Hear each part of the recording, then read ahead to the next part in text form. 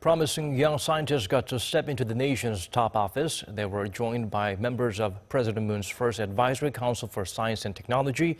Together with the president, they explored the sector's future. Hwang Hojun has the highlights from that event. President Moon Jae-in pledged to increase government support for cultivating young scientists to spur innovation. 정부는 여러분이 걸을 과학자의 길을 힘껏 지원하겠습니다. 정부는 언제나 여러분의 도전과 모험의 길에 동행할 것입니다.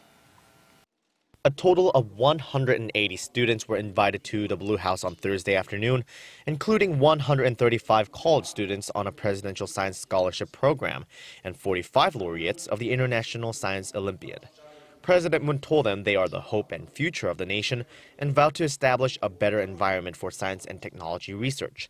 He specified that the government will guarantee mandatory social welfare programs for student researchers participating in national research and development projects.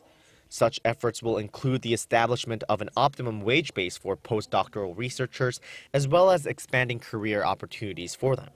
The president has also committed to expanding government investment in basic research initiated by the researchers themselves to more than $2.3 billion within his presidential term, nearly double the current amount. Creating more quality jobs for budding scientists and guaranteeing them a work-life balance were also promised by President Moon. On a similar note, the South Korean president also completed the administration's first Presidential Advisory Council for Science and Technology after presenting a letter of appointment to 12 new members. 국가의 미래를 설계한다는 사명감을 가지고 정권을 초월하여 중장기적으로 추진할 과학기술 비전과 미래 방향을 제시해 주기 바랍니다. The Blue House said it expects the Advisory Council will be more active with the participation of young professionals in various fields, including promising field researchers, venture capitalists, and lawyers. The president called for innovative resolutions that can directly impact the livelihoods of the Korean people, pointing to issues like the recent earthquakes, fine dust pollution, and bird flu outbreaks as examples.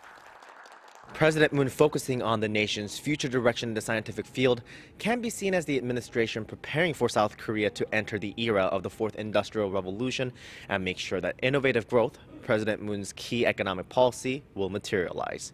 Hwang Hojun, Arirang News.